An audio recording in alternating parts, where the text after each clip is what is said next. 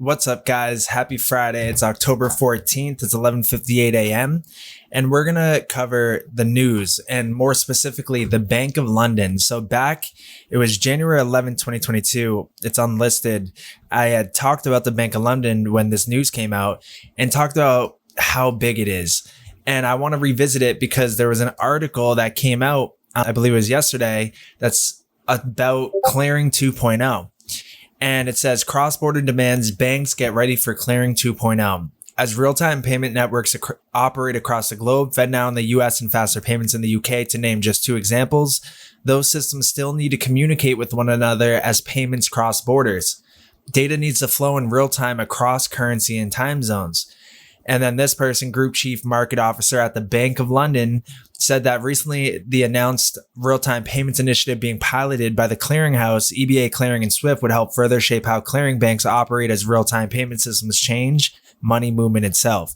The pilot, he said, within place of support of 25 banks, is a further accelerant to what we can call clearing 2.0 and shows what banks can do to be more effective. So they go into it all, talks about everything we've been learning about and seeing the past year now as we've been doing this channel. And you can see when we go down here, right here. So one key area that needs to be addressed is to know your customer and money laundering. But after all, he said faster payments can pave the way for faster fraud. Banks will need to examine whether their fraud detection and prevention systems are caught up with real-time payments. The Clearing 2.0 bank also must be flexible enough to embrace the emergence of new point-to-point global networks such as Ripple and XRP. They specifically include that in there, and to settle in whatever currencies stakeholders demand. So as a clearing bank, you need the ability to work with whatever rails come in and as fast as they can move money. One key advantage throughout cross-border commerce is real-time payment networks communicate and interoperate is that the cost of the transfers will decline as transparency and security improve. As parties transact in real time, they won't be exposed to foreign exchange risk, he added. As we look at clearing 2.0, he said, from a banking perspective, it's full steam ahead and the stars are starting to align. We always say that on this channel. They've probably been watching it. But XRP, right there, they don't say any other crypto. XRP is the one. Ripple and XRP are the bank's way out. It's the thing that's going to bail them out, because you can see everything going on right now. Bank failures, bank runs. You can see all the disaster that's going on across the globe with markets and everything like that. And XRP is going to save the day. It's going to unlock all this trapped capital to flood back into the system to use it for real economic growth. You have trillions and trillions of dollars tied up, not doing anything. Now you can unlock it and put that money to good use to invest in new technologies, invest in businesses.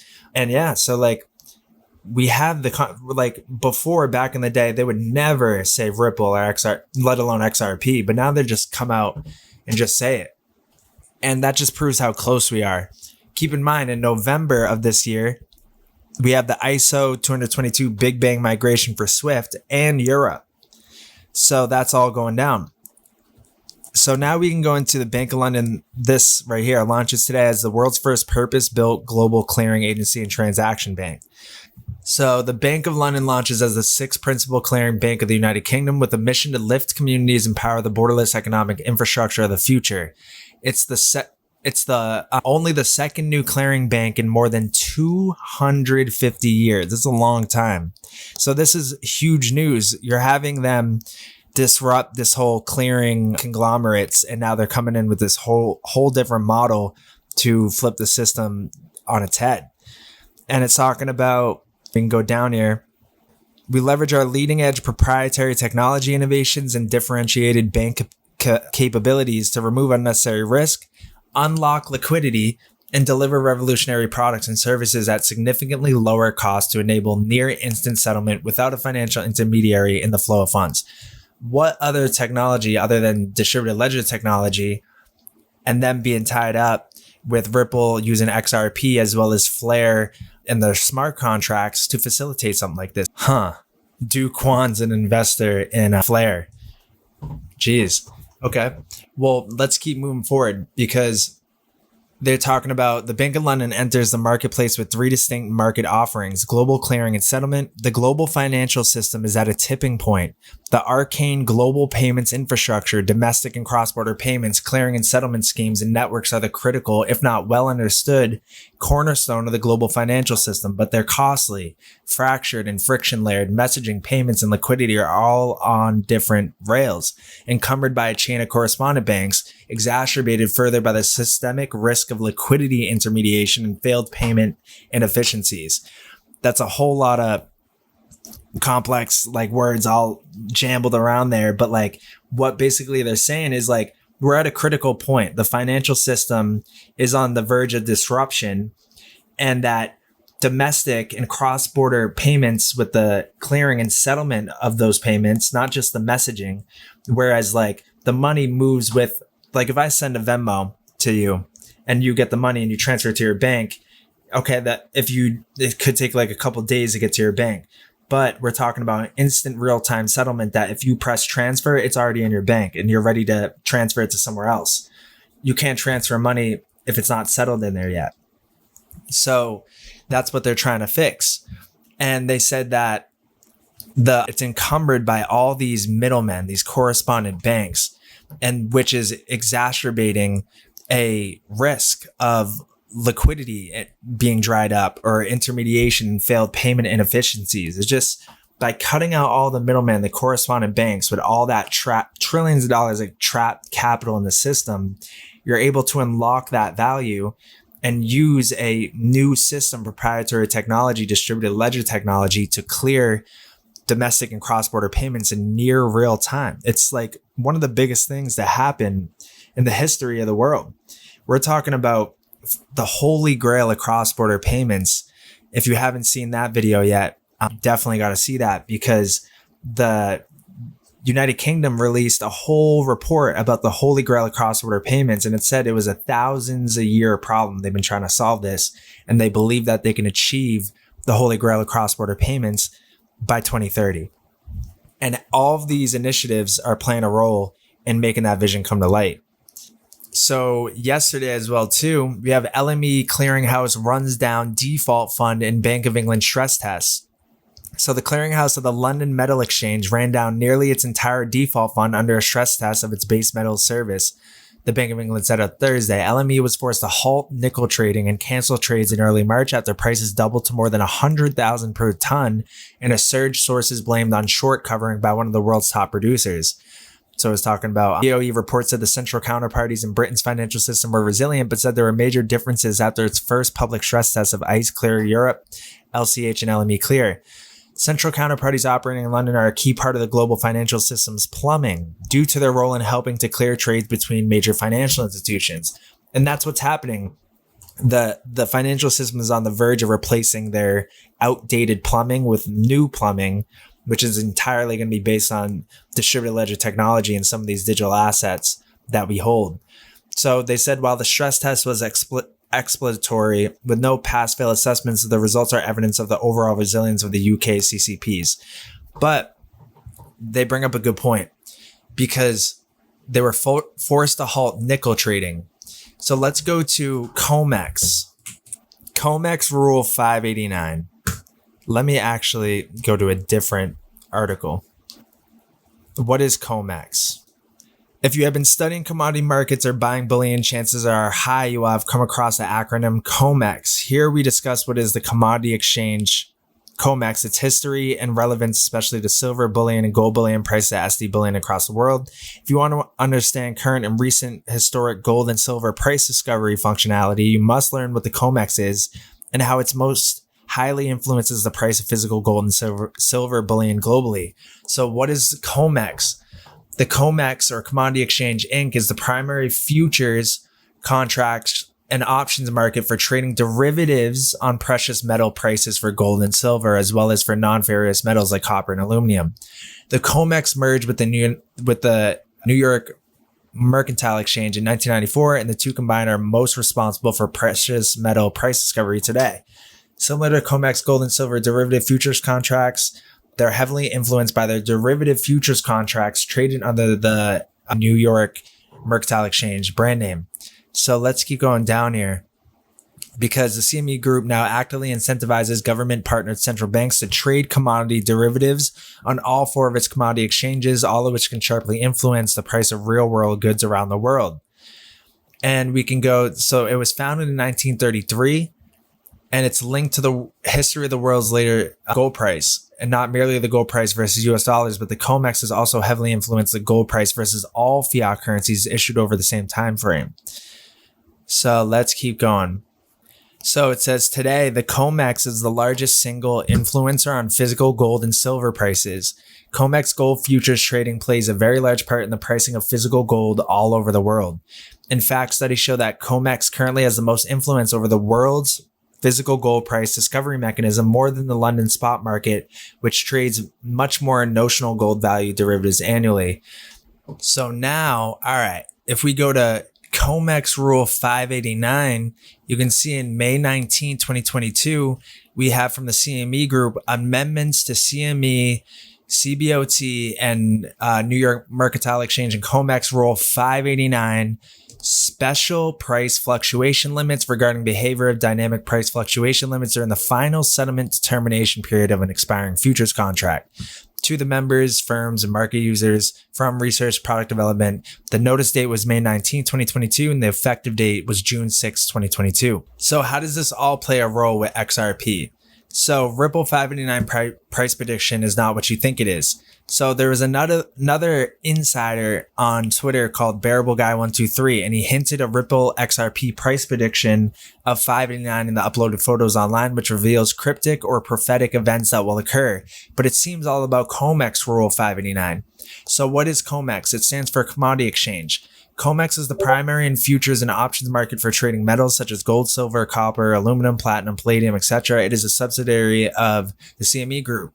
And Comex Rule 589 is all about price action of certain metals in conjunction with its liquidity and day-to-day trading activities. We all know that when financial crisis hits, it will affect the liquidity of almost all products and services in the financial markets. And Bitcoin is not the answer for that kind of liquidity needed because of its current transaction speed of 3 to 6 transactions per second. The answer to that is Ripple's XRP, which is on-demand liquidity.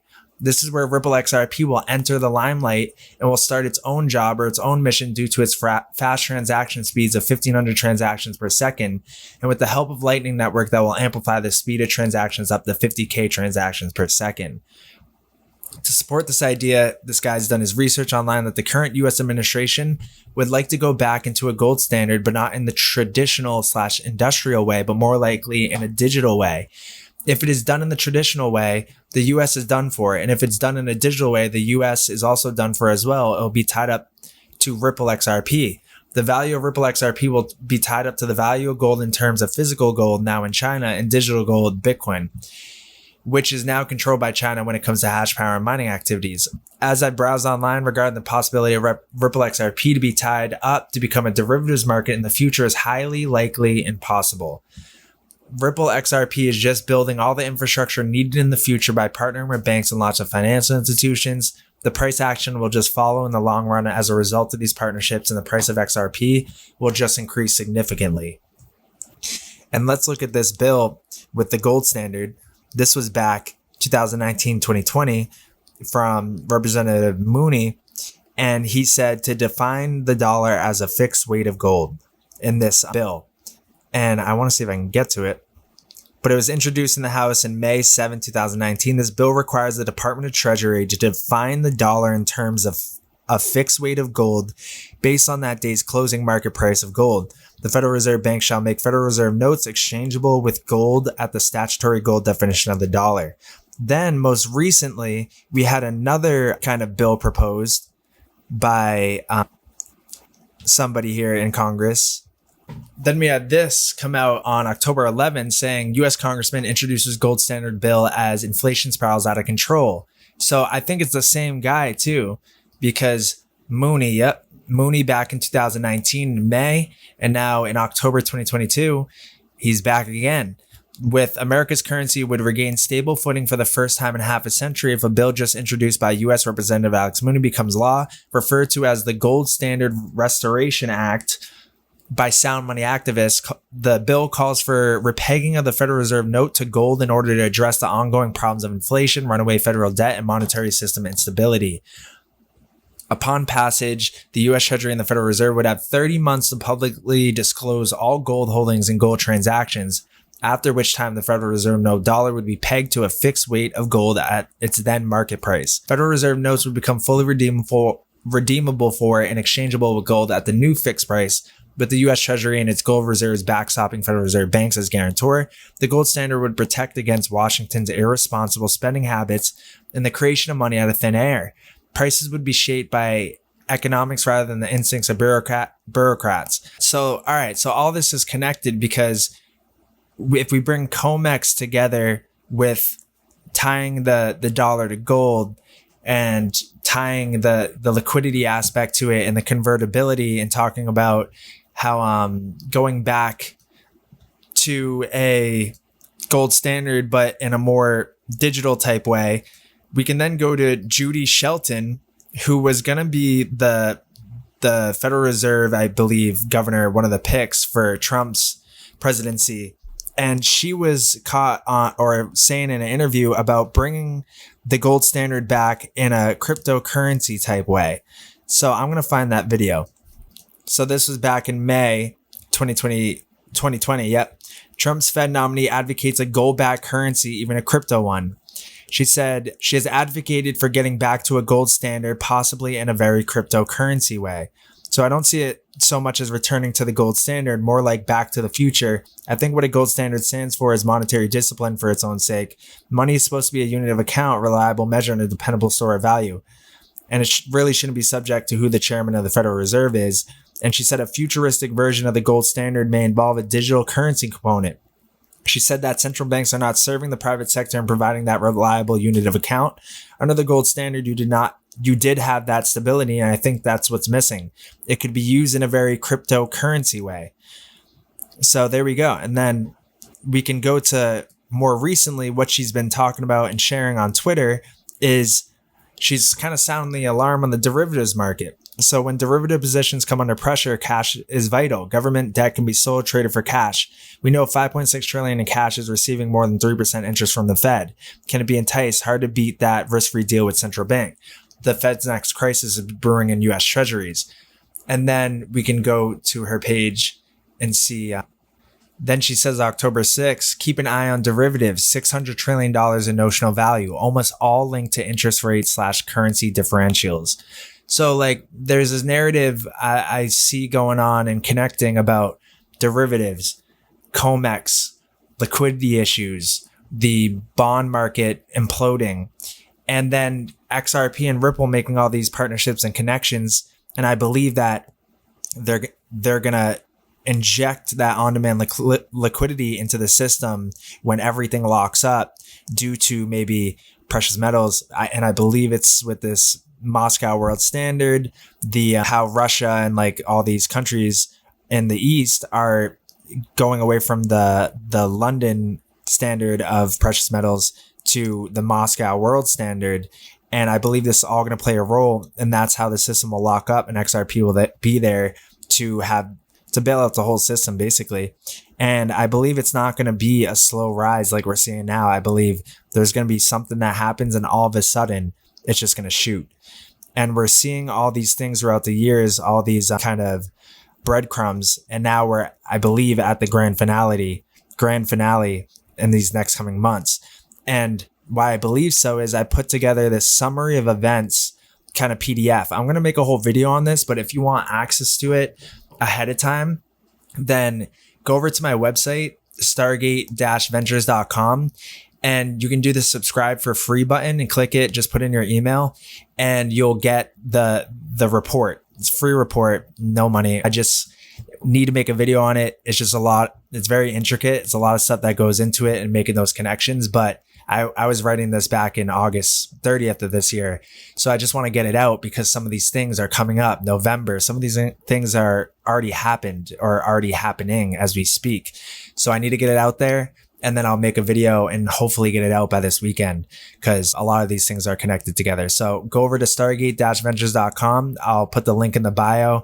Just subscribe for free. You'll get your PDF of the summary of events that are going to unfold and how I think this is all going to play out. A bunch of links in here, good info, things that I haven't seen other people talking about. And yeah, so if you go over to there, and then also the Discord, I'll put the link in the bio of this YouTube video. You can join that. And we have all these automatic signals for cryptos for buys and sells that you guys can get access to. So that's it for this video, guys. A lot of things coming up. Exciting times, that's for sure. So I'll see you in the Discord.